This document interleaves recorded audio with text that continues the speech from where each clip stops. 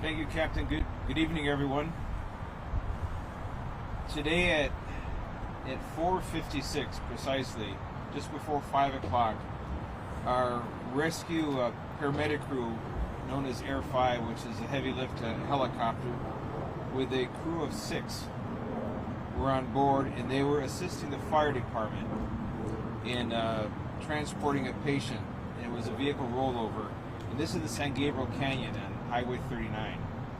And for reasons that we yet do not understand, that we're going to be investigating, the helicopter suffered some malfunction of some sort. We don't know it was by mechanical, environmental, what they call a brownout, wind change. But as they were trying to descend on a little turnout around mile marker 22, they suffered a hard landing and a rollover. And you've seen the photos of the aircraft itself. There was 6 on board. There was a pilot, the co-pilot. There was 2 paramedics, a crew chief, and we also had a ride-along, a doctor from UCLA, who was on board as well. There was a variety of injuries, and thankfully there was no fatality. And we'll have Dr. Kim discuss what was done here and caring for them here at Pomona Valley Hospital. And considering where this occurred, it was in a turnout, a small turnout. The aircraft landed just a few feet from a 200-foot drop down to Morris Dam below. So the fact that it did not roll over, go all the way down, or that there was no fire is nothing short of a miracle. So we're very grateful for that.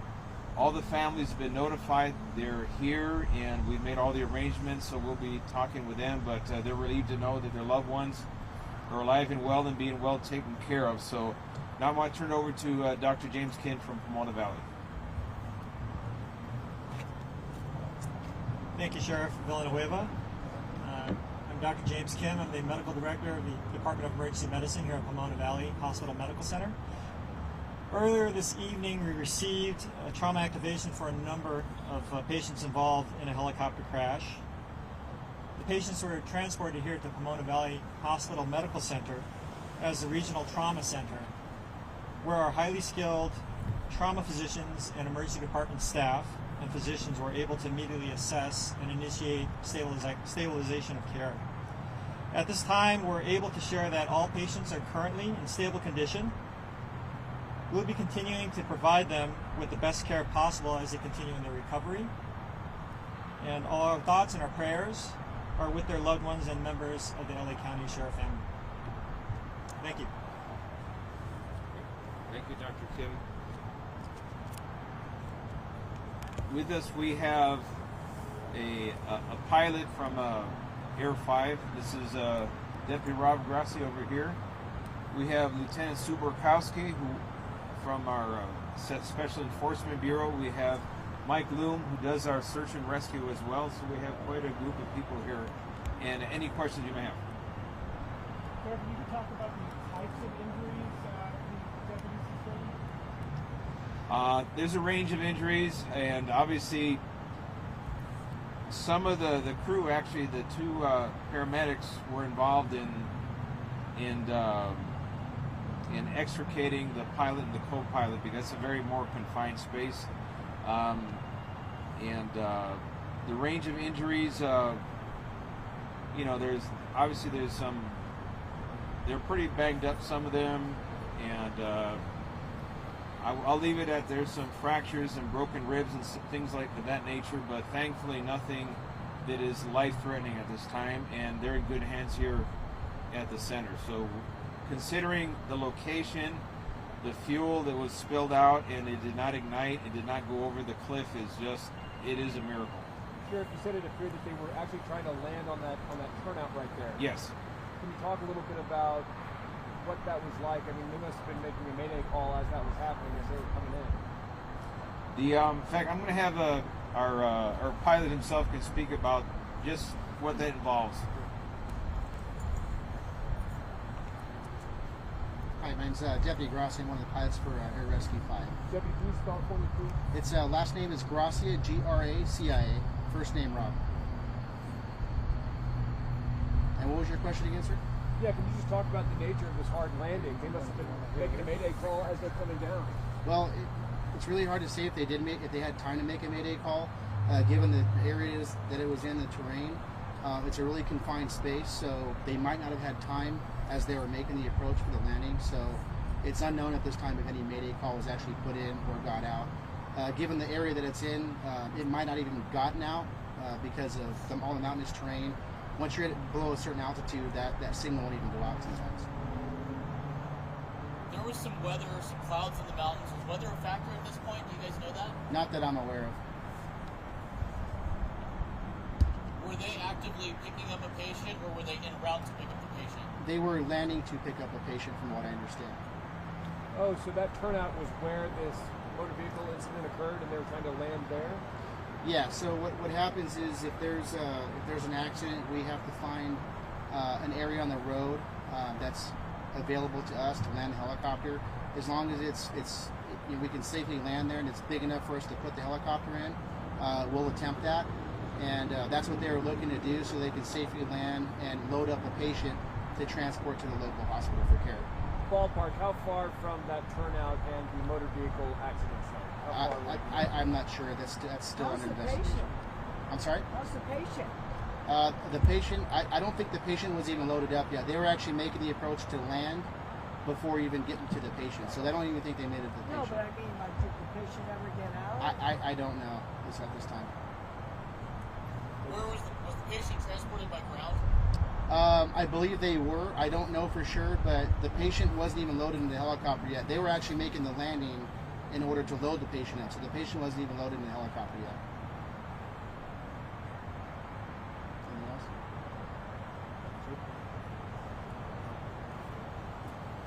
One thing too, we were working and assisting fire department. Thankfully, they were actually right there at the scene, so we didn't have to wait for people to come to get there to start helping out. So that was another, when the ducks line up the right times, that was one of those occasions. So we were very fortunate for that.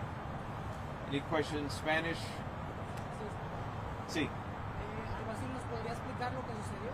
Sí, a las 4:56 de la tarde, nuestro helicóptero de rescate con 6 a bordo intentaron aterrizar en un lugar por el freeway, la 39, que cruza por la cañón de San Gabriel, allá a mediados de la milla número 22, cerca de lo que se llama el Morris Dam, un lugar de agua. Y cuando intentaron aterrizar, encontraron un problema en el aterrizaje. Todavía no sabemos qué fue el resultado, si fue todo el polvo que se levantó que oscureció la vista, eso fue una falla mecánica, eso se va a investigar. Y al resultado de eso, cayó el avión, el helicóptero se puso de lado y quedaron con varias heridas los miembros del grupo de rescate. Eran un piloto, copiloto, 2 paramédicos, uno que está encargado, comandante de la nave, y una persona que es un doctor de UCLA que estaba observando la operación. So, eran 6 a bordo. Gracias a Dios los 6 sobrevivieron. Varios grados de heridas, pero no heridas críticas que van a ocurrir la muerte de alguien. Y esa es la situación que estamos ahora. And now the Federal Aviation Administration and the National Transportation NTSB Safety Board, they will be the ones who will assume their standard investigation these types of incidents, and that's about it. Any other questions? What type of helicopter was it? This is a Super Puma. It's a medium lift helicopter, far larger than what you see typically in your patrol helicopters. And so there was the pilot, co-pilot, 2 paramedics, and the crew chief. Those are all sheriff's deputies, right? Those are all from our department. And then the doctor from UCLA. And the doctor from UCLA was doing a ride along.